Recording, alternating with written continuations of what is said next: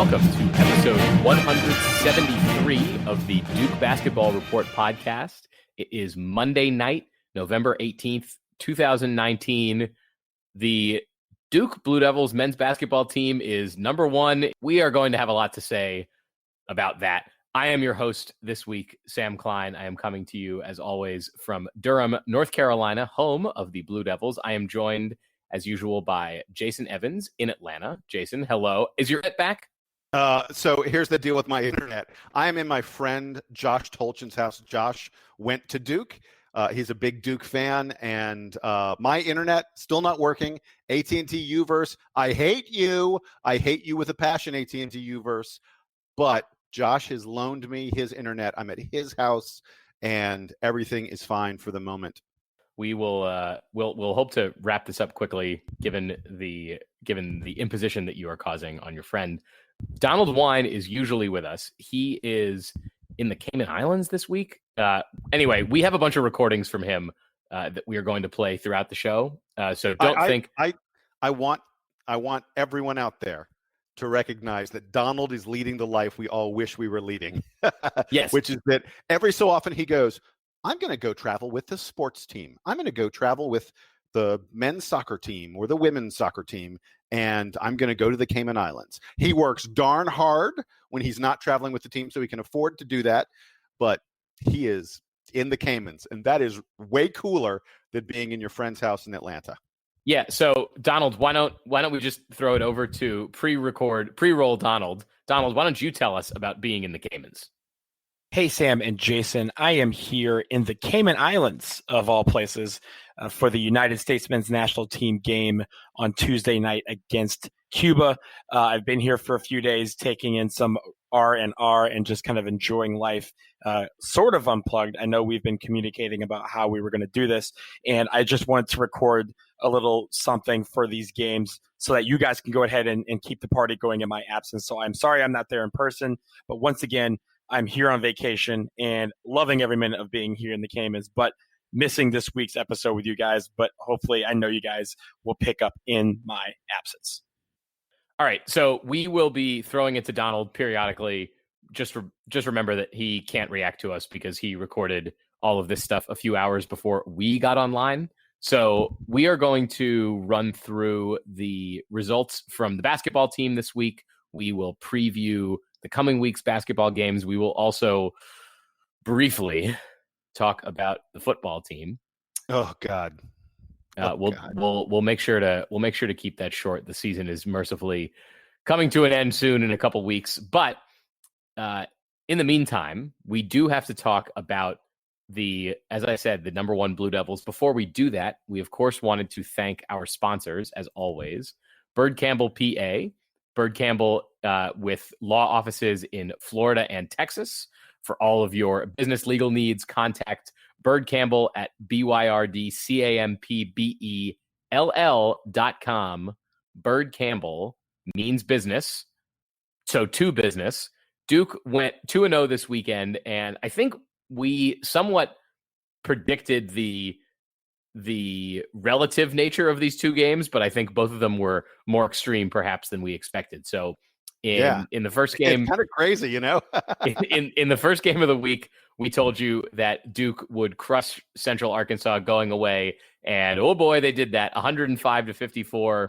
It was more than double at halftime, and it was basically no contest from the tip. So I will hand it over to Donald on the beach for his report on the Central Arkansas win. The first thing I want to talk about with Central Arkansas in that game is really the defense. We had 14 steals, and they enforced 21 turnovers in total. That is something that I really like to see from this team, and really that is what fed a lot of the offense that we had. We went off to a torrid start to start the game, and it was really because of that defense feeding our offense and just the pressure that we exhibit from end to end. I think that's something that you want to see every game, all the time, and really the guys were doing that against Central Arkansas. I'll also comment really on the three-point shooting and the free throw shooting. We've been talking about this all season so far about how that needs to improve for us to be a really good basketball team. And really, when it comes to these games, this is the two stats that we always look at. We looked at it last year. That was kind of our Achilles heel. This time around, we did really great. 9 for 18 from three-point land, 12 for 14 from the free throw line. We're making our free throws. That is a good sign. You want to see that because those are free points, not taking those for granted. 9 from beyond the arc. That means that a lot of people were getting their shots off. And I think that's great because you want to make sure that everybody feels confident when it comes to shooting behind the arc. That's only going to make defenses be more spread out and allow our inside presence to shine. That happened against Central Arkansas because you talk about Vernon Carey. Vernon Carey had 17 points, 8 of 10 from the floor, 1 of 10 from the line. That's something that you only get when you have people on the outside making their jumpers spread out a little bit. That creates more open lanes to drive. You have a lot of guys like Matthew Hurt, Zacassius Stanley, Jevin DeLaurier, Alex O'Connell, Wendell Moore. All of those guys were in double figures, and Jordan Goldwire was just shy at 9 points. So the ball was spread around very well. The defense played very well. Our shooting was great, and that allowed everybody to be able to get in on the action. And on the glass, we took care of business. Vernon Carey leading the way with 10 rebounds. So I really liked what I saw against Central Arkansas. I really enjoyed the offensive display. Scoring 105 points is always cool. But I really mostly enjoyed the defense and how that fueled everything that we did against Central Arkansas. And I'd like to see more of it this season. All right, Jason, do you have anything to add about this game in which I think Wendell Moore played the majority of the minutes? And is there anything worth taking away from this blowout in Cameron? I mean, there are a couple things worth taking away. One is if you're an opponent that sort of wants to play fast, which Central Arkansas is, Duke may not be the ideal team to play against. I think you probably have to be a little more deliberate, a little more selective in your shots. And in trying to create opportunities for yourself against a team that plays defense as well as Duke does, because Central Arkansas just shot abysmally. It wasn't like Duke was tearing down the nets. We had a good day from 3, but it wasn't like this is one of these games where we're shooting 70% from the field. And Central Arkansas was not able to keep up with the type of game that we were playing. I was very impressed. I thought this week was a great week for Vernon Carey. He is so under control. He has such advanced, sophisticated moves for a guy who's just a freshman. You can tell he's incredibly comfortable in the post, and especially playing against a team like Central Arkansas that really does not have anyone who can match up with him physically, or anyone who is anywhere close to his skill level. Vernon Carey is just going to have his way, and he did. I mean, 17 points, 10 rebounds in only 20 minutes of action. That's a pretty darn nice stat line from him. Matthew Hurt came out of a little bit of the 3-point shooting slump that maybe he'd been in. He went 3 for 3 from behind the arc, which is really good to see. You guys know I've been singing the praises of his 3-point stroke for a while, and I thought it was really excellent in this game. Perhaps the most notable thing about the game was that Trey Jones, banged his head, and so he only played 9 minutes in this game. And I guess maybe some people were perhaps a little bit worried about whether Trey might have to sit out a little bit. And Coach K after the game immediately said, no, he's going to be fine. And as we saw against Georgia State, he was more than fine. But I'm getting ahead of myself. What were your takeaways from it, Sam? Yeah, I agree with Donald's take that I think that the defense is the best takeaway here. Obviously, a game where Trey Jones doesn't even play 10 minutes is not going to be hopefully representative of anything that we see the rest of the season. So it's sort of nice to be able to empty the bench a little bit. Like I mentioned, Wendell Moore was playing the majority of the minutes, and the other games so far would suggest that he is he's not going to get a ton of playing time in competitive games, at least, from what we have seen. So I don't want to take away too much from the Central Arkansas game. I would actually rather really quick. I don't know about that. I mean, it's still early in the season. Coach K is still figuring out everybody's roles and rotations and the such. I think it's very possible that I think we're going to see double-digit minutes from Wendell Moore throughout the year for sure. Probably mid to upper teens in most. You don't want me to just jump to conclusion. You don't want me to jump to conclusions about Coach K shortening the bench. That's not. No, not yet. I think it's not going to happen this year.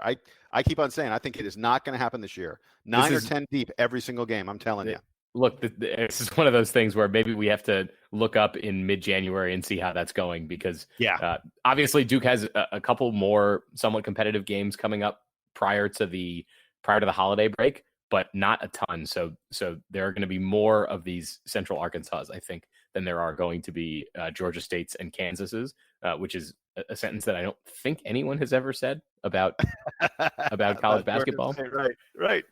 But with that said, let's actually move to the Georgia State game because I think there's a lot more for us to unpack on this one. And again, I'll let Donald kick it off. Georgia State game was just kind of erratic and really bad execution all around, but I will focus on a couple of positives. The first being Trey Jones. Trey Jones, 31 points, 4 steals, 6 assists, 2 rebounds, and even a block shot.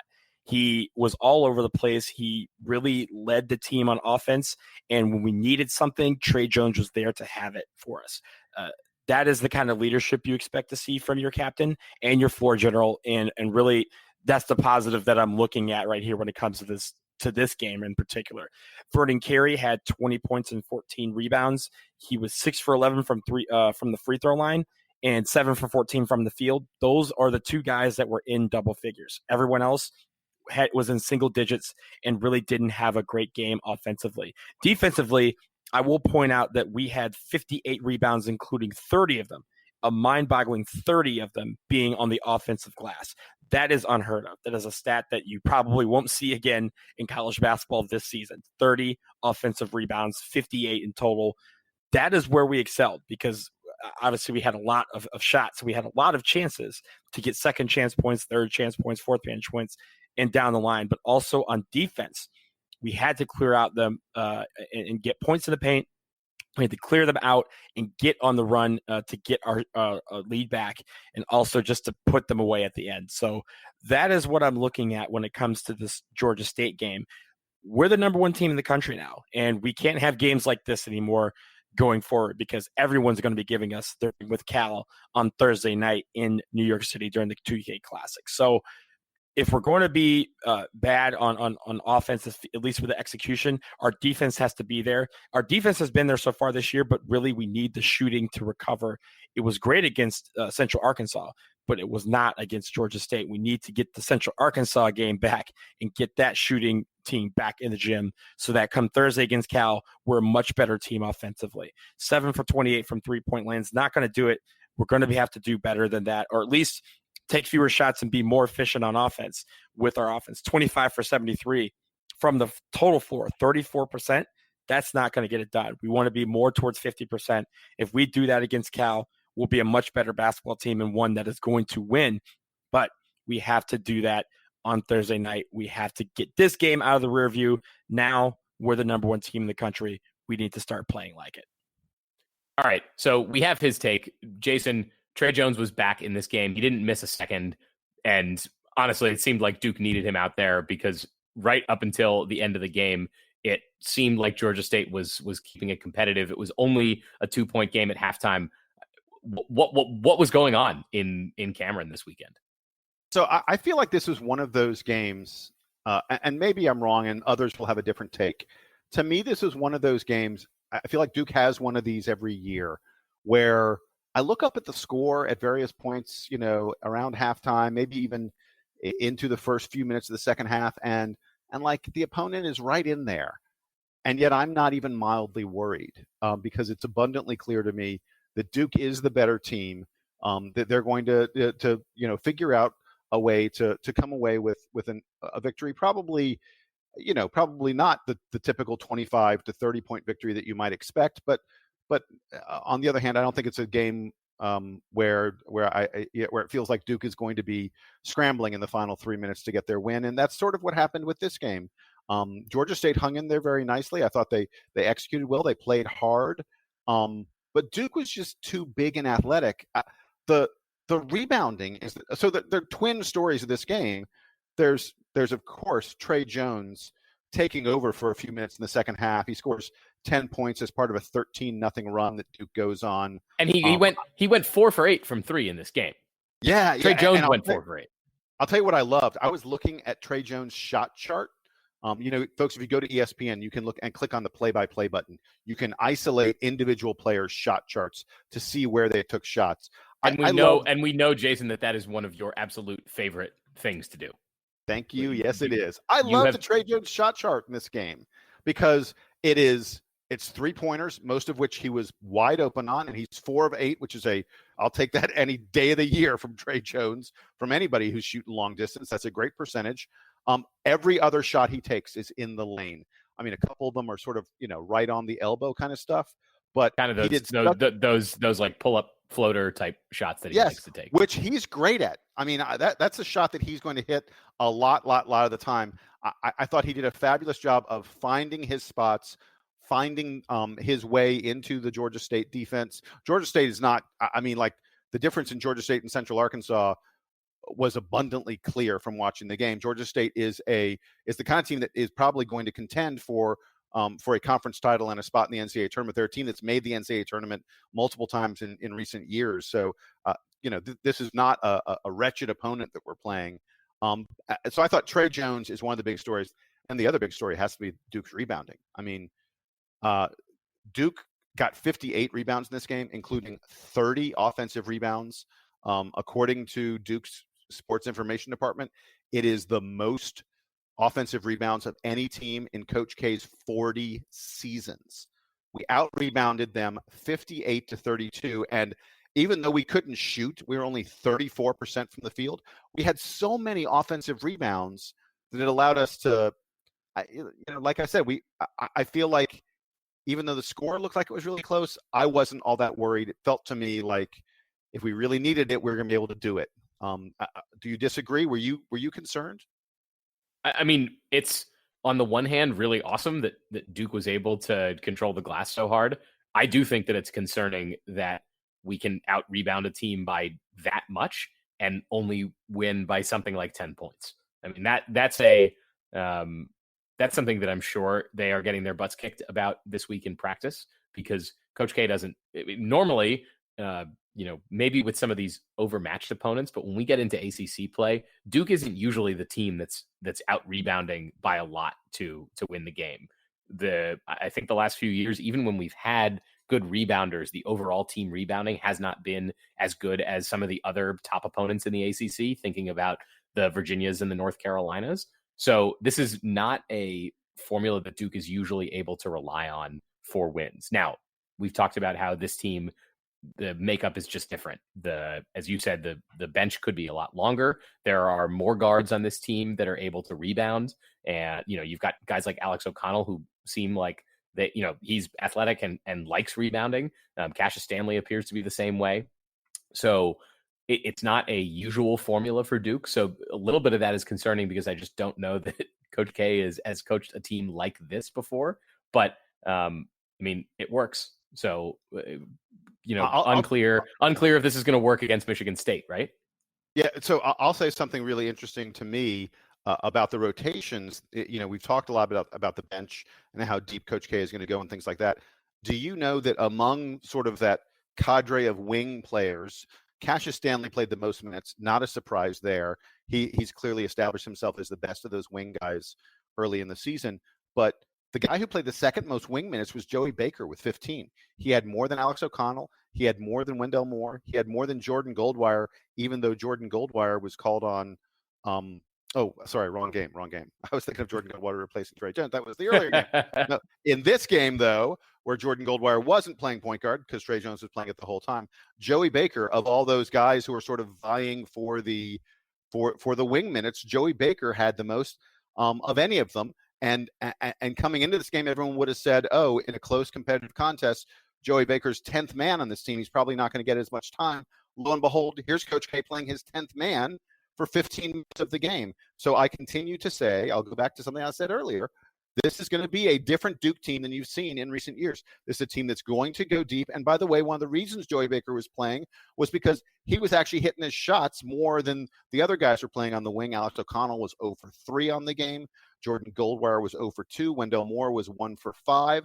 So Joey Baker, who went 3 for 6, including hitting 2 3-pointers, he got more minutes than those guys. I think that's what we're going to see Coach K do a lot this season. which guy has the hot hand, which guy is playing well, which guy's working well with the other guys on the floor with him at that moment. And that guy is going to be the guy who gets a little more time. And the only way that kind of thing works is if you give all 10 guys a chance. And that's what Coach K has been doing so far. So, yeah, it's a game we only win by 11 points, but I learned a lot from this game. And I think it's a game that, we may see this kind of rotation thing replicated over the course of the season.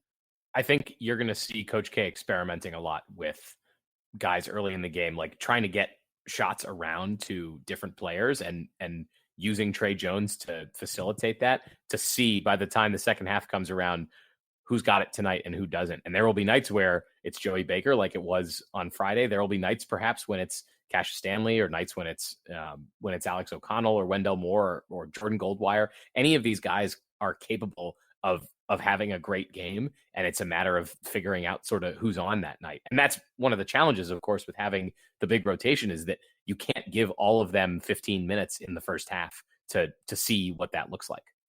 Hey, my last word on this game is about the big men, just really quickly. We have to, tip our cap to Vernon Carey, who, moments after I'd mentioned in the previous game, he had 17 points and 10 rebounds. He does 20 points and 14 rebounds in this game, including 7 offensive boards. He's one of the few guys in the team who is able to convert shots from the field other than Trey Jones. And this was a game where Javin DeLaurier got in tremendous foul trouble. He only played 6 minutes. And as a result, we counted on Vernon Carey for 34. That's a big minute number for a guy like Vernon who's got kind of a bigger body, and you can tell sometimes he needs a little bit of a break.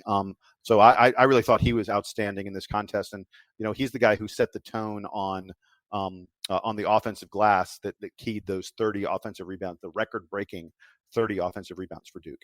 Yeah, if Carey is able to give us 30 minutes a night and put up double-doubles, then he is, I think, better than most of us would have anticipated coming into the season, because I don't think that was the expectation. I think we were looking at, 25, maybe 30 minutes. 25, I think, was really the good expectation for him. He didn't come in with Marvin Bagley's reputation, right?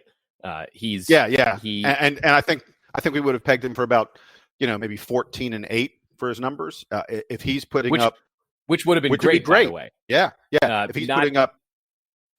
Not everyone is Marvin Bagley. Not everyone is Zion Williamson in that department, or even Wendell Carter. If he's putting up 16 or 17 and 8+ rebounds, 9+ rebounds, maybe Duke actually does deserve to be number one.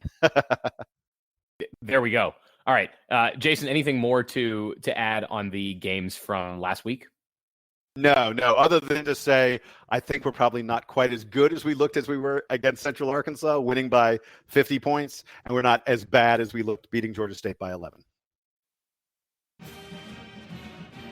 This episode of the Duke Basketball Report podcast is brought to you by the fine gentlemen of Bird Campbell. For all of your business legal needs in Texas and in Florida, contact Bird Campbell at BYRDCAMPBELL.com. Bird Campbell means business.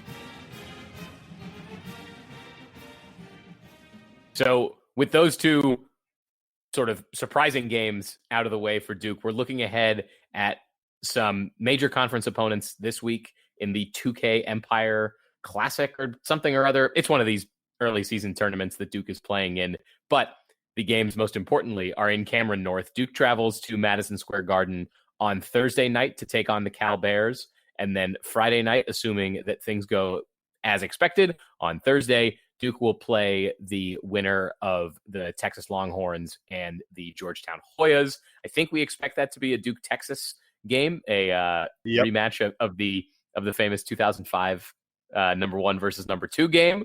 Hopefully it turns out just like that. If you don't remember it, just go on YouTube and Google JJ Redick, Texas. I was going to say, is JJ Redick coming back to school for that game? I'll take JJ again. Duke fans, if you don't remember the 2005 number 1 versus number 2 game that happened in December, that is worth some YouTube time, because JJ Redick really turned. That was a big game for the Blue Devils, but this is not the 2006 team that unfortunately lost in the Sweet 16. This is the 2020 team, and they have some major conference opponents coming up this week. So, Jason, you have taken a look at the Cal Bears as well as Texas and Georgetown. Tell me what you see for these games this weekend in a tournament that Duke is expected to win, but you never know how these things are going to go, although the crowd should be in their favor, right?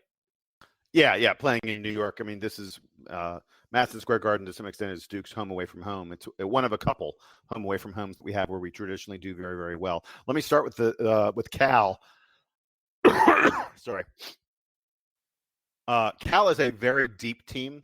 They played 9 players meaningful minutes, so this won't be a game where Duke's bench has a big advantage.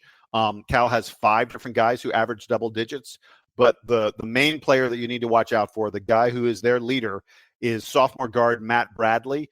This is a dude who hit 48% of his three-pointers last year as a freshman.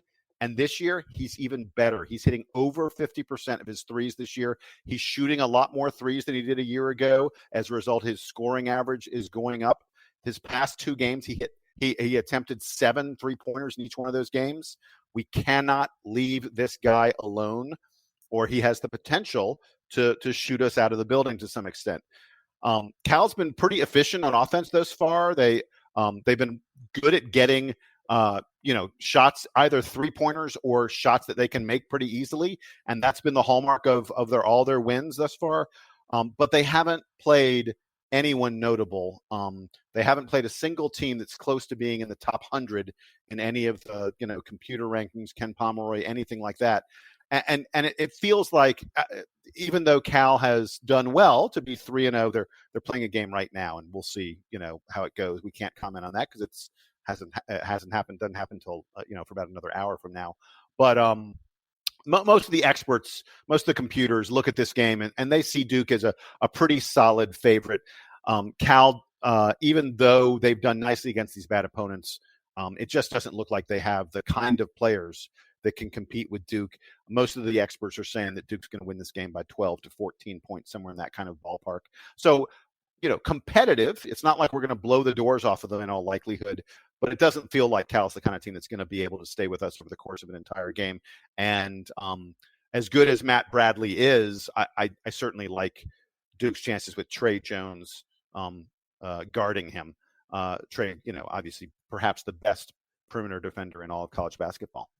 So that takes us to the second game, which is either going to be Georgetown. Give me wait before we move on to that. Yeah. Before we move on to that, I don't think there's a ton to there's sort of a ton to add from your summary of the game. What would you expect to be something of a final score here? Like, is this a pretty comfortable win for Duke? Is this something that might be closer? After the Georgia State game this week, how do you feel like that big rotation for Cal maybe affects Duke? I just don't think Cal is good enough to really punish Duke. I would guess the final score, let's say 82 to 68, somewhere in that kind of ballpark. Cal is not a team that plays super fast. In fact, they're a team that likes to play pretty slowly. One of the slowest paces of anyone in college basketball. So I don't see Duke putting up a huge number on them. But like I say, I agree with those computer models that say we're looking at about a 14-point win for the Blue Devils. I think it'll be a classic sort of comfortable win. You'll see Duke probably, leading by 8 to 12 points at halftime and then sort of treading water from there the rest of the game. That'd be my expectation for the game. The Pac-12 isn't that good, and Cal is not even one of the better teams in the Pac-12. All right. Why don't you tell me about the Texas and Georgetown situation for Friday night? Oh, yeah. So that's going to be a much more enticing matchup. If we play Georgetown, it'll be because Georgetown has upset Texas. Georgetown is just not the team that they were a decade or so ago. Their best player, and this will kind of crack people up a little bit. Georgetown's best player is former NC State center Omer Yurtseven, who's a pretty good player at NC State. He was a grad transfer who went to Georgetown, and he's now a pretty good player for Georgetown. He's a 7-footer. I think it'd be very interesting to see if we have to play them, how Vernon Carey matches up against him, because I think it could be a tough matchup for Vernon. But I don't expect us to play Georgetown in that second game. The team I expect us to play in that second game is Texas, and they are quite good. This is a Texas team that has already got a win on the road against a very good Purdue club. Purdue was considered a top. Wait, Jason, what's the road? What do you mean? What's playing on the road? I'm not familiar with that concept. That's not really it's not really a Duke thing per se. Anyway, as you were saying, I'm not. Texas played at Purdue. That's on the road. Crazy. I didn't know you could do that. Okay, now I see what you're doing. That's kind of funny. I missed it completely. That's me cracking on Duke for not playing road games, which is something that the Duke haters love to do. But now I'm co-opting their criticism, which means that I'm using it as comedic armor against them. This is psychology, actually. This is heady stuff. This is pretty good. We're going to play at Michigan State in just a couple of weeks, which is probably the toughest road game that any team in the country will have out of conference this whole year. So there you go. Yeah, right. There you go. So shut up, the haters. Yeah. In any event, as I was saying, Texas went on the road and played Purdue, a very good team, and Texas won that game. And this Texas club, is absolutely a top 25 kind of team. Their best player, okay, if you're a fan of Duke recruiting, you'll know this name, junior point guard Matt Coleman, who Duke recruited really heavily a few years ago. He ended up picking Texas. I want to say he was class of 2016, 2017. I forget which it was. But in any event, this is a guy who Duke was after. Duke was very interested in. He ended up going to Texas, and he's done very nicely there. He is their best player. And his backcourt mate is a guy named Andrew Jones, who's a sophomore. The two of them are a great shooting backcourt. And they are the heart of the team. They're the two leading scorers. The ball is always in their hands. And the two of them either one of them are capable of putting up big numbers from 3-point land. And I wonder if we may see Coach K sick Trey Jones and Jordan Goldwire on them together. We know that he's experimented with that stuff, with that a little bit. And I wouldn't mind seeing it all, because I think that if you're able to make Coleman and Andrew Jones, struggle a bit, Texas doesn't have a lot more. They're a very poor defensive rebounding team, and we just saw what Duke did to Georgia State on the offensive glass. That's going to be a huge focus for Texas. They will not have a chance if they let Duke offensive rebound 40% of Duke's shots. If we're up in that vicinity, which we have been in several games this year, Texas is going to go down. And again, this is a place where Texas struggles with defensive rebounding. I would expect Duke will be about a 5 to 7 point favorite in this game. And that's about, what I think the final score will be. Again, one of those games where I think Duke will sort of be kind of like the Kansas game to some extent. Duke will have a lead throughout much of the second half and probably hold them off. I don't know that, I don't know that there'll be any possessions in the final 5 minutes. Well, Texas will have the ball with a chance to take the lead or win. That'd be my expectation, but I think it'll be a good competitive game. And this Texas team, this is the kind of matchup you would get maybe in a Sweet 16, certainly in a round of 32. So on a neutral floor, it's Coach K again, doing a great job of approximating the kind of games that we're going to have in March when everything is on the line. And Shaka Smart's tenure at Texas has not been quite, I think, what people expected, but we know that Shaka Smart is a good coach and that he's got no problem getting a team fired up to play a Duke. So that could end up being a pretty fun game. I think the thing that you want to look for, and that Coach K, I'm sure, will mention at some point during pressers, either leading up to it or after these games, is that an event like this is something that gets the team ready for the postseason in a really significant way. Cal Bears, probably not a team that's going to end up in the NCAA tournament, but Texas is. And getting this sort of back-to-back experience is something that Coach K will say prepares the team for the ACC tournament very specifically, because you could see this being like day 1, day 2 for Duke in an ACC tournament situation. And then looking ahead at the NCAA tournament, being able to play a game against a real opponent and then turn it around the next day. You don't have to do that in the NCAA tournament, but you might get like a 36-hour turnaround. And so the Blue Devils need to be need to be practiced at that. So I'm sure you're going to hear Coach K talk about that. And I'm sure if they win, he'll say this is their first opportunity to be champions this year. He runs the same motivational playbook, it seems like, every season. So I'd say be on the lookout for that kind of thing coming up in these games this weekend. And hopefully some of our listeners will be at the games in New York. So feel free to let us know what the atmosphere is like up there. I will say that, we asked last time for people to tell us about their impressions of various Duke players and who they remind us of. And Jason, have we ever gotten as much response on the DBR Podcast Gmail account as we did this week? So a number of listeners wrote to us and told us that Cassius Stanley reminds them of Ricky Price. I know that I responded to one of them and said that was the overwhelming favorite. Ricky Price was the one we got the most, I think. And I responded to one of them and said, look, this isn't my fault. I don't really remember Ricky Price, but Jason, can you speak to the Cassius Stanley Ricky Price comparison? So the only thing I'd say about the Cassius Stanley Ricky Price comparison is that Ricky Price was a very good athlete. Cassius Stanley is a truly elite athlete.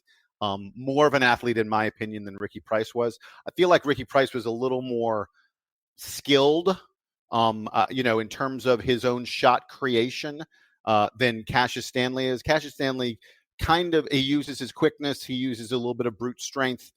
Ricky Price was a little more, in my mind, creative with the ball in his hands than Cassius Stanley was. But I'm going to freely admit, Ricky Price is like 20 years ago, more than 20 years ago, but a good comparison. And I'm impressed that so many of our listeners are going back that far to find the comparisons there to Cassius Stanley. We also got a few Corey Maggettys. And I think that might be a little more on target. Maggetti was a little more raw than Cassius Stanley is. Maggetti was as explosive as Cassius Stanley is. Maggetti was even more explosive. It's kind of hard, I think, to remember Corey Maggetti because playing on that 1999 team, we were beating the doors off of everyone. Like most of our games were finished within like 10 minutes of the game. We were crushing teams by 20 points at halftime routinely. And so you didn't get a great sense. Corey Maggetti was just running out there, slapping backboards, doing stuff like that. You didn't get a great sense of what he could do in a pressured environment like the way you are with Cassius Stanley.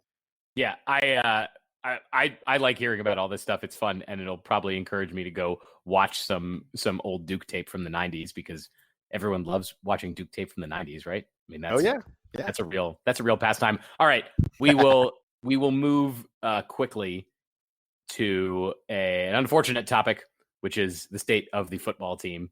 So if that's not your cup of tea, here we go.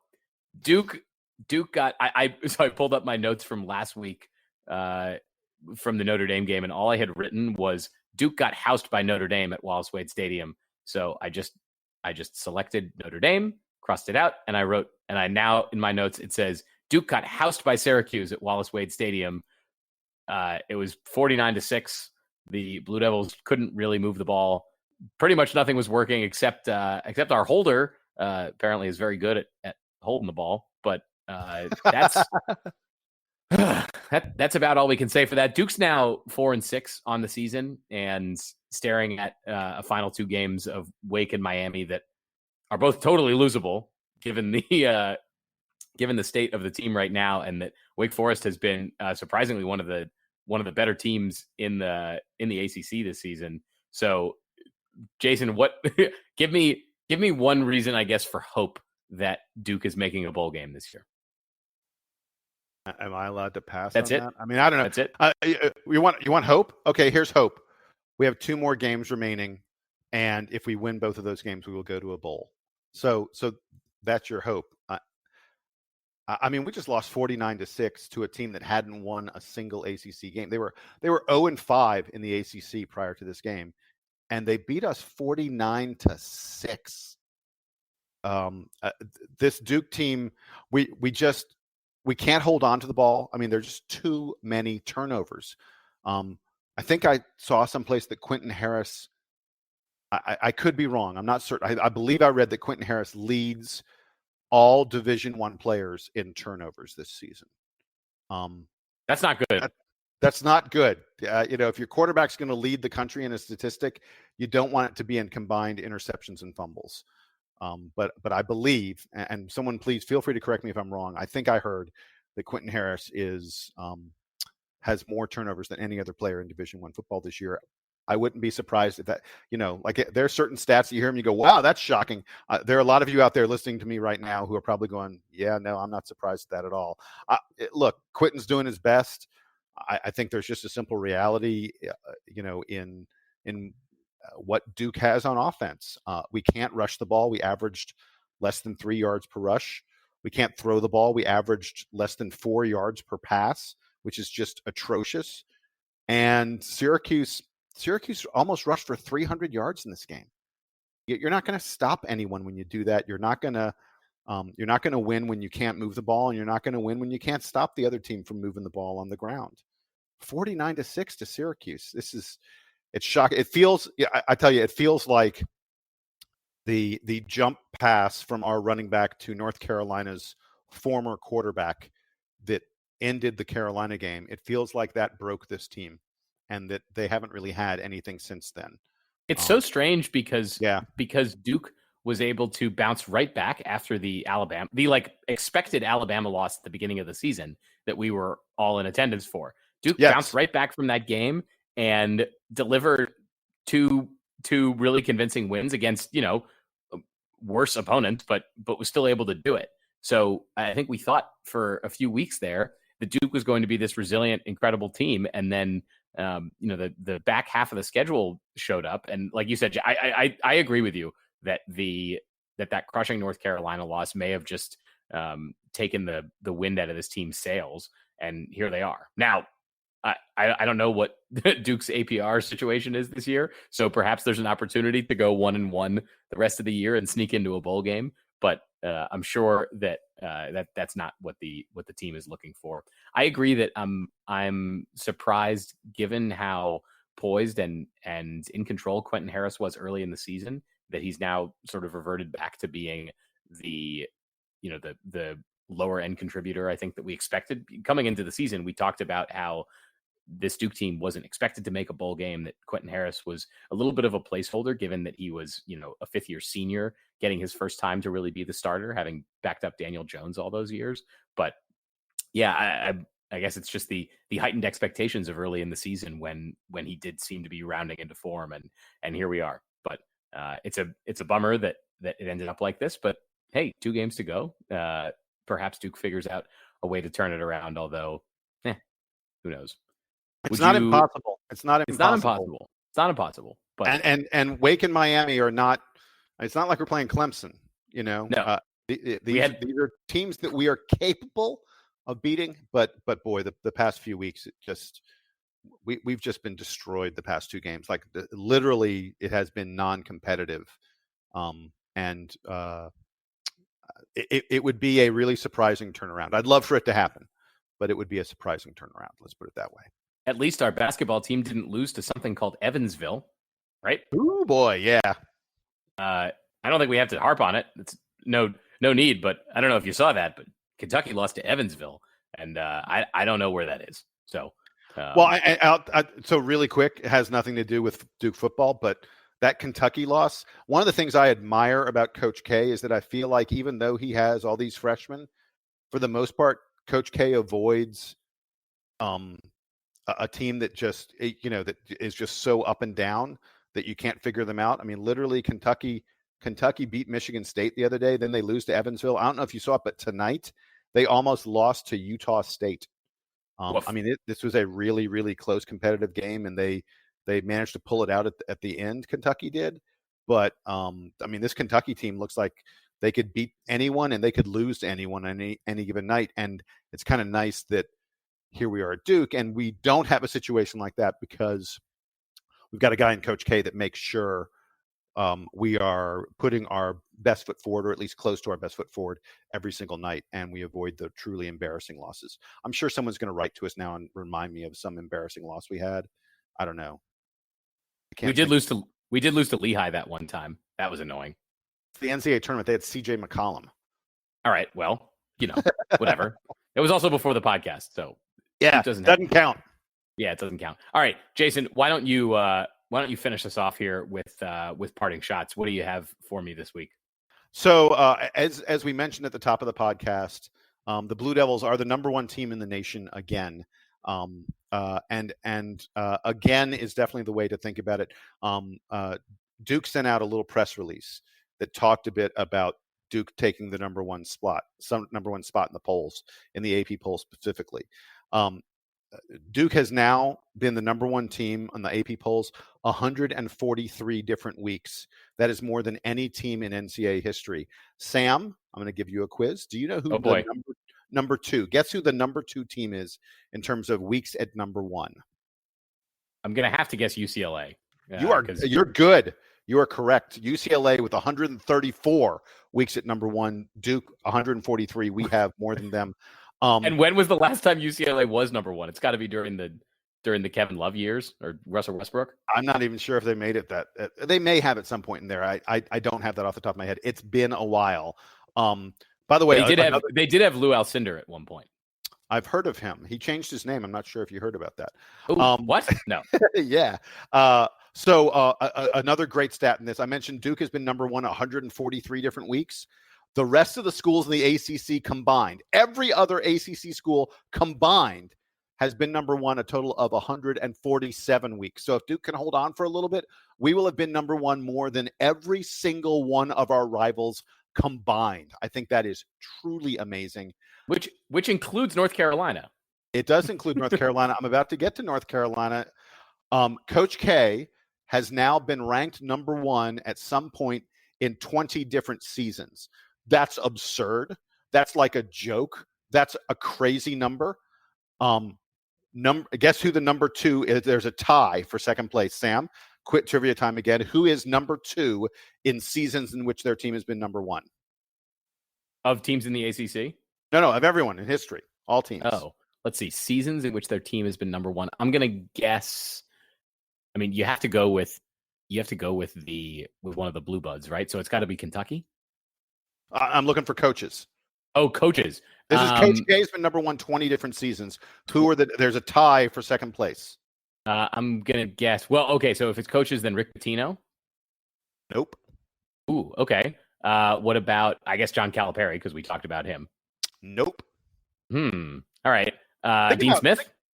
No, but one of his disciples, Roy Williams. Roy Williams is one of them. Number one in 12 different seasons, and so has John Wooden. You pulled the UCLA earlier. Well, yeah. You should have gone back to UCLA. I thought we were gonna move on to somebody else, but that makes sense. For all the years that they were number one, it was all John Wooden. Yeah, John Wooden and Roy Williams, 12 years having a number one team. Coach K, 20 years. And Duke, it's just unbelievable. Duke has played 250 games as the number one team in the land, and just 100 under Coach K. This is all under Coach K. 250 games as the number one team in the land, and we've only played 144 games unranked. It is more likely that a Coach K team will be number one than they will be unranked. So I just had to throw out some of those stats to people. I think they are incredible numbers. It should come as no surprise that the Blue Devils are once again sitting atop the number one ranking as we come here, to the beginning of the middle of the season or whatever you want to call it. The early part of the year, but whatever. Getting into the meat of it. We'll throw it back to Donald Wine, who, as we mentioned earlier, is not here, but he did send us a parting shot. So Donald, take it away. Guys, real quick, I just wanted to say thank you for allowing me to record once again from afar. We did this over the summer in France when I was in France, and now I'm in the Cayman Islands. I don't know what other foreign country I will be in next time I do this, but I'm glad we actually have this ability to do that because it allows all of us to be able to contribute when we can. So again, thank you for letting me do that, and hopefully the rest of the podcast went well. I'm sure it will, and I look forward to listening to it. All right, and I am going to finish up this week on Parting Shots with a general note that everyone should be paying attention to what happens in this Memphis James Wiseman NCAA case. It is somewhat unique given the circumstances around Penny Hardaway's relationship with Memphis, the university, and Memphis, the set of players in the area who were all going to be committing to play for him if he ever became a college coach. So it's a little bit different, I think, than a lot of the other recruiting and pay the players stories, but is something interesting to watch nonetheless, because it's a high profile situation given Penny Hardaway's stature within basketball and his, I think, seeming general benevolence towards a lot of these Memphis basketball players. So we don't know how it's going to end. Right now, James Wiseman is suspended, and we have no idea if the NCAA will reinstate him, knowing that Penny Hardaway provided some cash to the Wiseman family, or to James Wiseman's family, when they moved to Memphis a few years ago. $11,000 of cash. Well, so it was nothing, money, but more than simple moving expenses. So, so anyway, really quick, the fascinating thing to me about that story is how Memphis kind of caved. Now, most people think that Memphis talked to the NCAA and that, they kind of, not to say that anyone's worked out a deal or anything like that, but that Memphis probably got some assurances from the NCAA that that James Wiseman was going to be able to come back at some point, that the penalty that the NCAA puts on him won't be too harsh. But Memphis kind of really caved here. I mean, they literally went from one day, they were like sticking their middle finger up at the NCAA and saying, hey, we're playing him anyway. We think you're dead wrong and we are 100% right. And the NCAA kind of said, okay, guys, but just so we're clear, you're really, really, really violating our rules. and there was all this talk that Memphis was going to take the NCAA to court. And the courts have found again and again and again that you are a voluntary member of the NCAA organization. And as a voluntary member, you kind of have to play by the rules that the organization makes. So Memphis was talking like they were going to go to court, but everyone knows they were going to lose in court. And I think they had a week of going, yeah, we're sticking to the NCAA. And then they kind of went, you know what, this probably isn't going to work out for us too well. And they changed their mind. So I think that's sort of a interesting subtext in all this. I'm going to be very interested in seeing what the NCAA does. And I hope James Wiseman gets to come back and play. I don't feel like Penny Hardaway did something that awful. And I really want to see James Wiseman playing meaningful games against meaningful opponents, because we're going to be watching him playing in the NBA for a long time, I think. And I like getting the preview in college.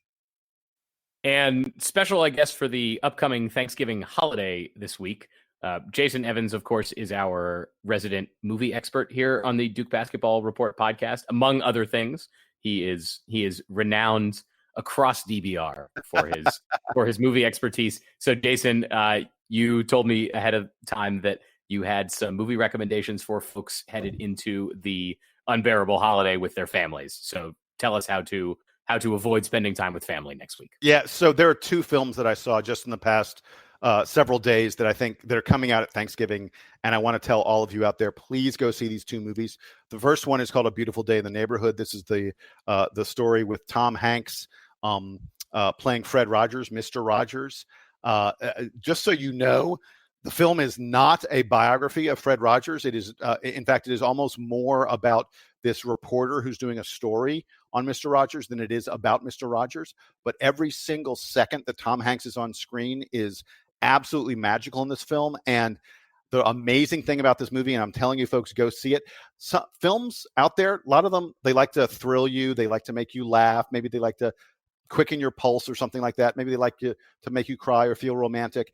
It is truly, truly rare and unusual for a movie's goal to be to make you a better person. And I actually feel like that's what this movie was trying to do. It's just a great film to think about the message of it. So go out and see that. It's a good film to see with family.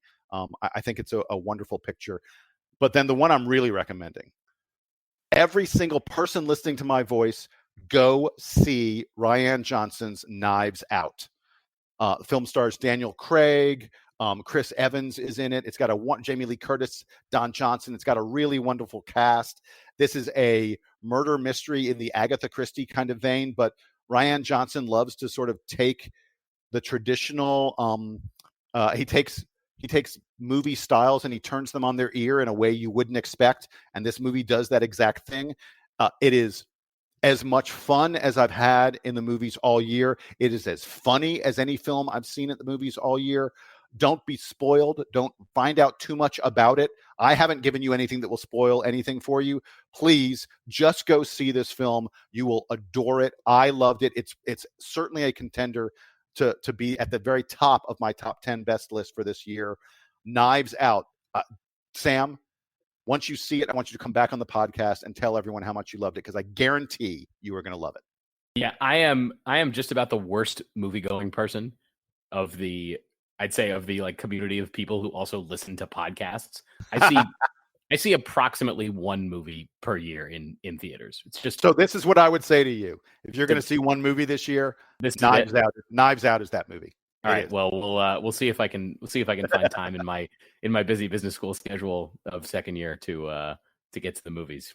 I just don't know, man. Could be too tough. All right. So that'll be it for this week. We will reconvene after the 2K Empire Classic, whatever set of games Duke is playing this weekend in Madison Square Garden. We'll talk to you sometime next week, perhaps again ahead of the Thanksgiving holiday. But for Jason Evans at his friend's house in Atlanta, and for Donald Wine, who is funneling money to drug lords or something down there in the Caymans, I'm Sam Klein, just living my life in Durham like a regular dude and not doing anything weird at all.